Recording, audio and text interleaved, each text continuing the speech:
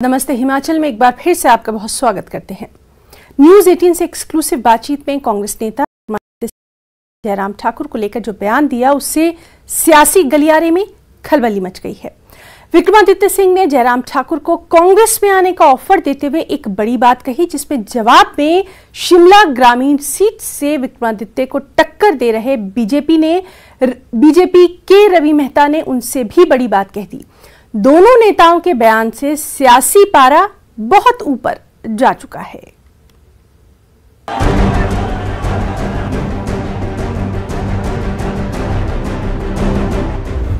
क्या जयराम ठाकुर कांग्रेस में जाएंगे? विक्रमादित्य सिंह हार जाएंगे? नतीजों बाद चलेगा किसका हथकंडा? होली लॉन्च पर फहर जाता बीजेपी का झंडा।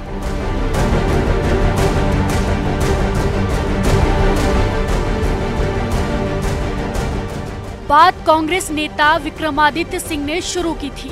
विक्रमादित्य ने ये कहा कि नतीजों बाद बीजेपी में जयराम ठाकुर पर दूसरा गुट हावी हो जाएगा, इसलिए वो चाहे तो शामिल हो जाए। विक्रमादित्य ने अपने पिता वीरभद्र सिंह की बात दोहराते हुए कहा कि जयराम ठाकुर अच्छे व्यक्ति हैं। मुख्यमंत्री तो कह रहे हैं कि हम मेरिट में हैं, फिर से जो है हम सरकार बना रहे हैं।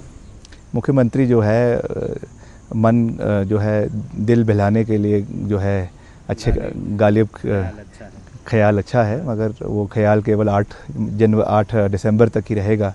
उसके बाद परिस्थितियाँ क्लियर हो जाएगी। वो हमको कहते थे कि मेरी माता जी को कहते थे कि आप भाजपा में आ जाइए।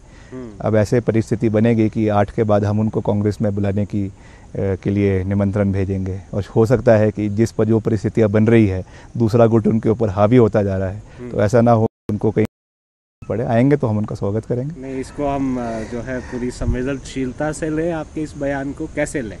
नहीं, उनको ओपन इन्विटेशन है, हम उनका मान सम्मान करते हैं।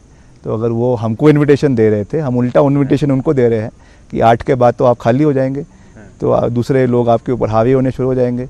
तो आप वीरभद्र सिंह जी अक्सर कहा करते थे कि he is the right man in the wrong party. तो अगर वो आना चाहते हैं कांग्रेस में तो उनका स्वागत है, उनका हम स्वागत करेंगे कांग्रेस पार्टी में। जयराम ठाकुर पर इस सियासी हमले का जवाब दिया शिमला ग्रामीण सीट पर विक्रमादित्य को टक्कर दे रहे बीजेपी नेता रवि मेहता ने। रवि मेहता ने कहा कि हमारी धार थोड़ी मंद रही, वरना बीजेपी का झंडा होली लॉन्च में भी फहर गया होगा। सीएम पर दिए विक्रमादित्य के बयान पर पलटवार करते हुए रवि मेहता ने कहा कि विक्रमादित्य सिंह बड़ी गलतफहमी में जी रहे हैं। वो सीएम बनने के सपने देख रहे हैं, लेकिन जमीनी हकीकत ये है कि शिमला ग्रामीण सीट से चुनाव भी नहीं जीत पाएंगे। मैं निश्चित रूप से कह सकता हूं कि इस बार विक्रमादित्य सिंह जी की जो लड़ाई है, और वो भारतीय जनता पार्टी मुझ जैसे प्रत्याशी से हुई है, इस बार उनकी सीट को भी यहाँ पर मैं निश्चित रूप से कह रहा हूँ, ये मैं कह रहा हूँ। और ठीक है, माननीय मुख्यमंत्री जी के बारे में वो पहले से कई कुछ चीजें कहते आए हैं। उन्होंने तो ये भी कहा कि वे किस खेत की मूली है, और यही मुख्यमंत्री जी जयराम ठाकुर जी हैं कि जिन्होंने पूरे प्रदेश में रिवाज बदलते हुए कभी अदला बदली वाला व्यवहार कभी किया नहीं।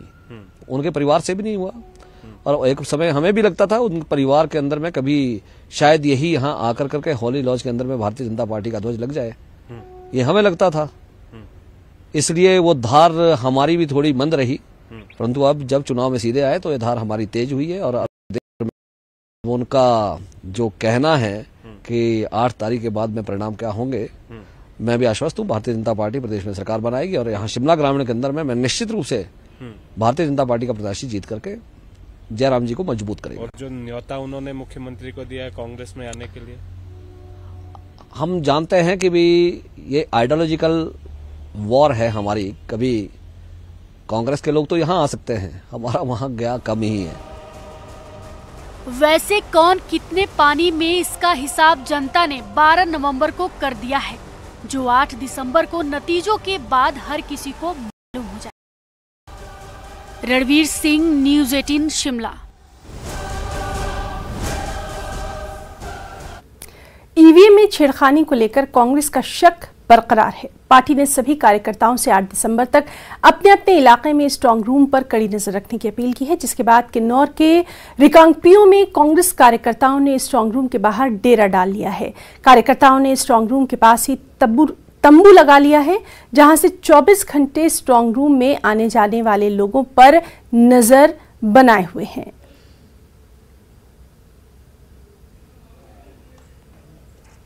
ईवीएम इसलिए कर रहे हैं कि हमें शक है कि कहीं ईवीएम के साथ कोई छेड़खानी ना हो, तब हम बारी बारी सारे ड्यूटी दे रहे हैं। 8 से 8 बजे का शेड्यूल है हमारा, ये 7 तारीख के 8 के सुबह तक। और इसी वजह से है हम ईवीएम की निगरानी के लिए 24 घंटा ड्यूटी हमारे कांग्रेस पार्टी की ओर से रहती है। आज मेरी जो है ईवीएम की निगरानी की ड्यूटी लगी है। हम इसीलिए आए यहाँ पे, हमारा हाईकमान से आदेश भी है कि कहीं गड़बड़ी ना हो ईवीएम की